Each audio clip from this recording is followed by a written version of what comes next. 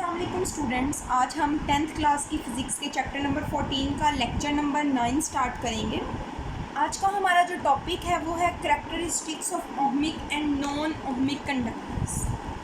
Students, अब हम सबसे पहले देखते हैं कि ओहमिक कंडक्टर्स क्या होते हैं और नॉन ओहमिक कंडक्टर्स क्या होते हैं। सबसे पहले हम देखते हैं ओहमिक कंडक्टर्स।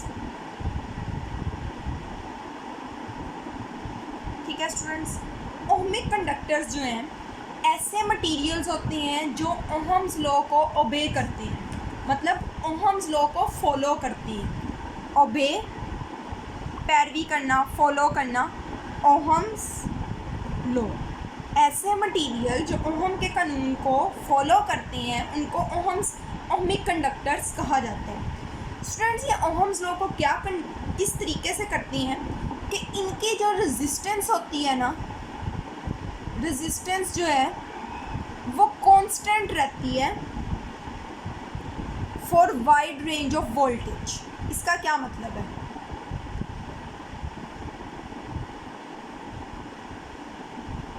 स्टूडेंट्स, इसका मतलब ये है कि लेट्स सपोज वहाँ रेजिस्टेंस 2 ओहम है, आपका वोल्टेज 2 वोल्ट है, तब भी 2 ओहम रहेगी। 4 वोल्टेज कर दो, 5 कर दो, 6 कर दो, 10 कर दो, 20 कर दो, मतलब बहुत ज़्यादा वोल्टेज की रेंज तक उसकी रेजिस्टेंस जो है वो कांस्टेंट रहती है। ऐसे मटेरियल्स को हम कहते हैं कि ये क्या है, ओहमिक कंडक्टर्स हैं। अब स्टूडेंट्स, ओहमिक कंडक्टर्स की जो एग्जांपल है वो होती हैं मेटल्स। जो धातें होती हैं वो क्या है, ओहमिक कंडक्टर है। और इनका ग्राफ जो होता है ना, ग्राफ वो जो है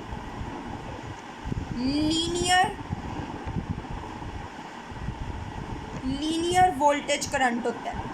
मतलब वोल्टेज और करंट के दरमियान जो ग्राफ होता है वो बिल्कुल लीनियर, एक स्ट्रेट लाइन होता है। आप ये देख सकते हैं कि लेट्स सपोज ये आपके पास ग्राफ है, इस तरफ आप वोल्टेज ड्रॉ करें, इस तरफ आप करंट ड्रॉ करें, ठीक है। तो ये लाइन जो है ये रेजिस्टेंस को जाहिर करेगी और ये क्या होगी, कांस्टेंट होगी, ठीक है, V/I। और आपको पता है, आपने 9th क्लास में भी पढ़ा था, ऐसा जो ग्राफ होता है वो कांस्टेंट चीज़ को जाहिर करता है। तो मीन्स इसकी रेजिस्टेंस जो है वो for a wide range same रहती है, वो चेंज नहीं होती। ठीक है स्टूडेंट्स, अब आप ओहम्स लॉ ज़रा बुक से देख लें क्या लिखा हुआ है।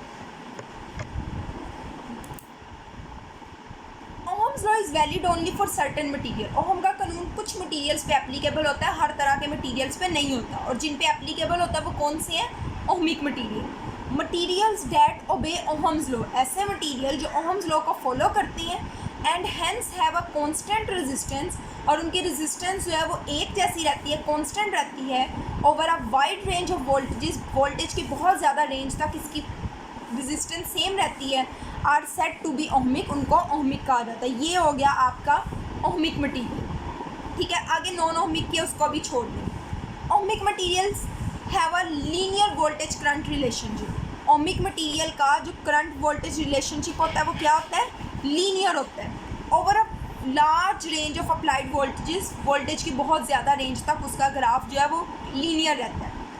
The straight line shows a constant ratio between the voltage and current. Straight line जो है वो वोल्टेज और करंट के दरमियान कांस्टेंट रेशो को जाहिर करती है। मतलब 4 को आप 2 से डिवाइड करें तो 2 आएगा, फिर 8 को 4 से डिवाइड करें 2 आएगा, 16 को 8 से डिवाइड करें 2 आएगा, तो कांस्टेंट रेशो है। ओहम्स लॉ इज ओबेड, इससे पता चलता है ओहम लॉ फुलफिल हो रहा है। For example most metals show ohmic behaviour. मिसाल के तौर पर ज़्यादातर जो मेटल्स होती हैं वो ओहमिक बिहेवियर शो करती हैं। और ये वाला स्टूडेंट्स जो ग्राफ है ये आपका ओहमिक मटीरियल से रिलेटेड है। नेक्स्ट हम देखते हैं non ohmic conductors. Non ohmic conductors क्या होते हैं? नॉन ओहमिक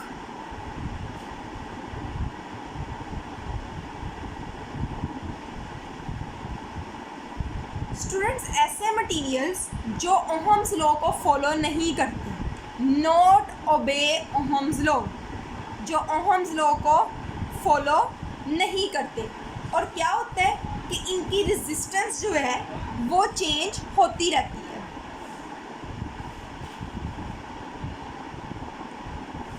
ठीक है, इनकी रेजिस्टेंस जो है चेंज होती है,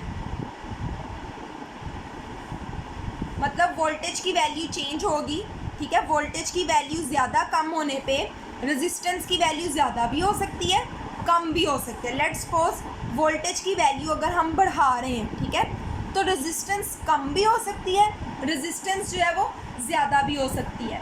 अगर अब स्टूडेंट्स इसके दो एग्जांपल्स हैं नॉन ओहमिक मटेरियल की आपकी बुक में। एक है फिलामेंट लैंप, लैंप के अंदर जो फिलामेंट होता है जिसे आप अक्सर कहते हैं फ्यूज़ हो गया बल्ब के अंदर, ठीक है, और दूसरी चीज़ होती है थर्मिस्टर, इसकी एग्जांपल,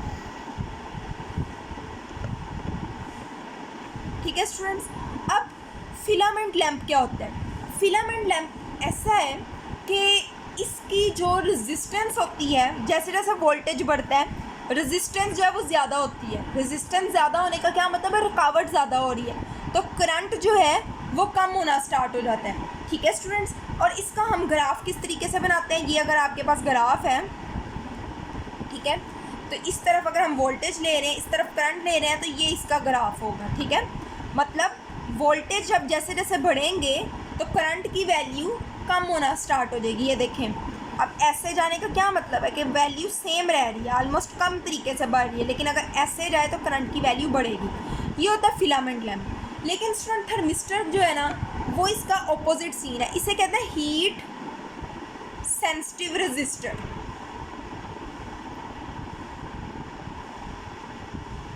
ठीक है।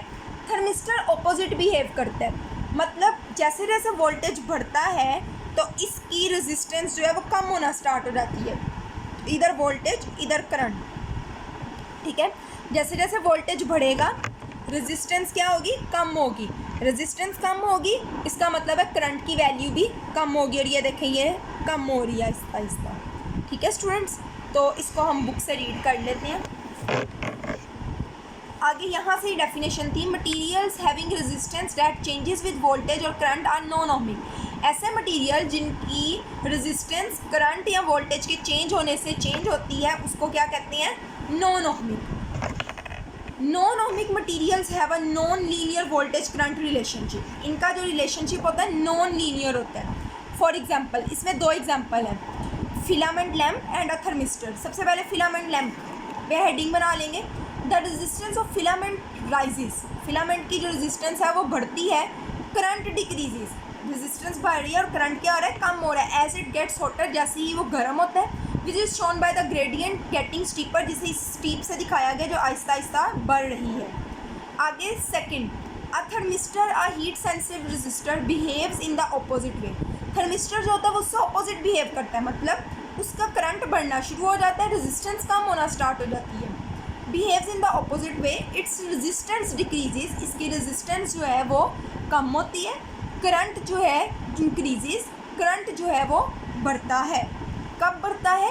एज इट गेट्स हॉटर, जैसे जैसे ये गर्म होता है।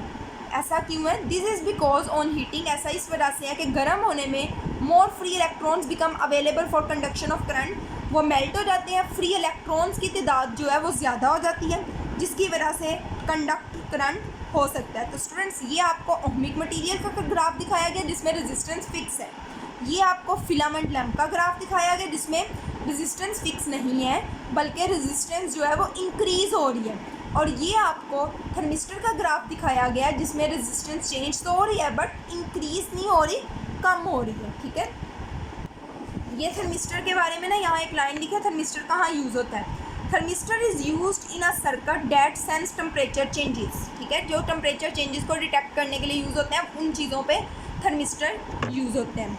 तो स्टूडेंट्स आज के लिए इतना ही, इंशाल्लाह अब आपके ग्रैंड टेस्ट हो जाएं तो हम ग्रैंड टेस्ट के बाद अपना आगे सिलेबस कंटिन्यू करेंगे, और आपका जो टेस्ट का ग्रैंड टेस्ट का सिलेबस है वो यहाँ तक ही है जितना आज हमने कर लिया है, ठीक है।